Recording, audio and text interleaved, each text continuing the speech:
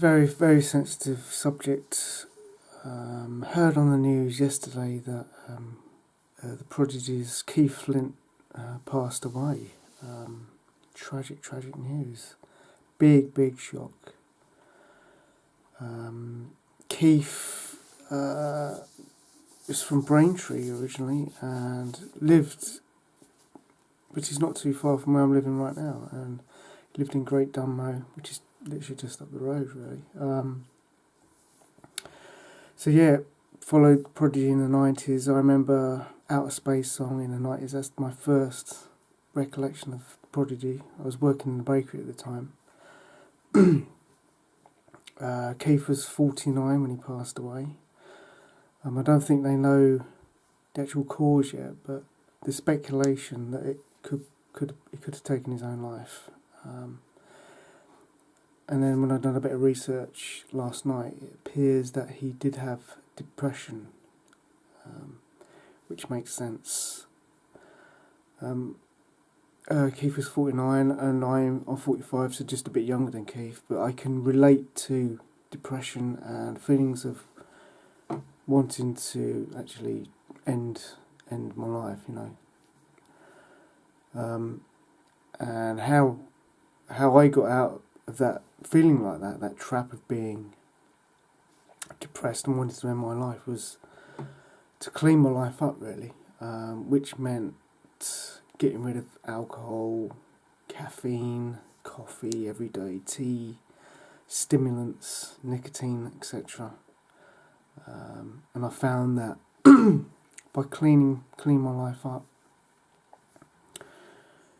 my mental health got a lot better. So what I'm saying is there's a correlation between feeling depressed. I mean, I was on trazodone for antidepressants for many years, alcohol for 20 years on alcohol, drugs when I was younger, and the correlation between taking stimulants, alcohol, drugs and mental health is a big one. There's a big correlation between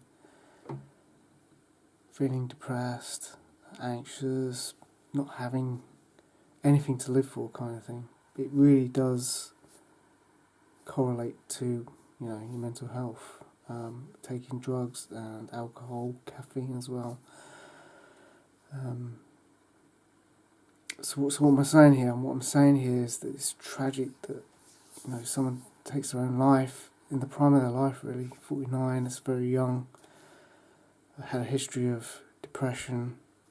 I see a lot of mental illness, a lot of depression, a lot of anxiety in life. Many people are very, very down, very depressed.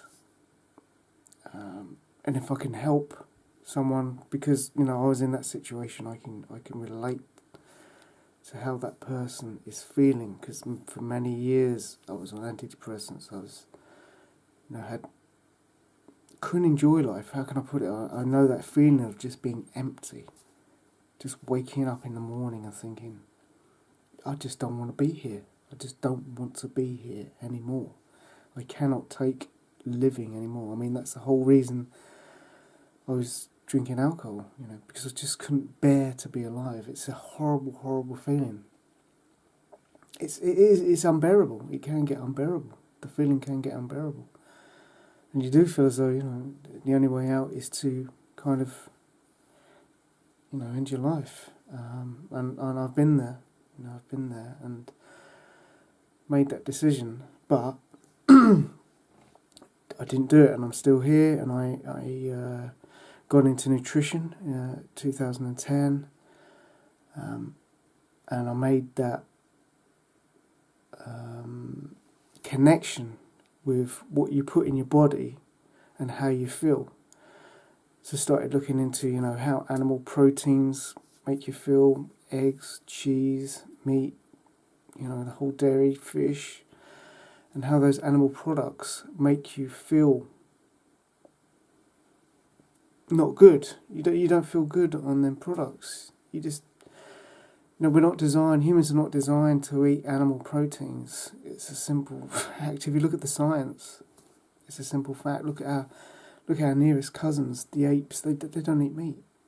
They're plant-based. So meat and dairy, it's survival food. You know, you can do it for a while, but when you're constantly consuming dairy foods, meat products, animal proteins, fish, eggs, cheese, you know, you're not going to feel good. Your mental health is not going to feel good. That's how I did it. I mean, it's down to you what you want to do. If you want to eat, it's not illegal, but I don't recommend eating animal proteins for mental and physical health. So, wrapping up the video, big condolences to Keith Flint's family and friends. It's a big shock, and yeah, it's terrible, terrible news.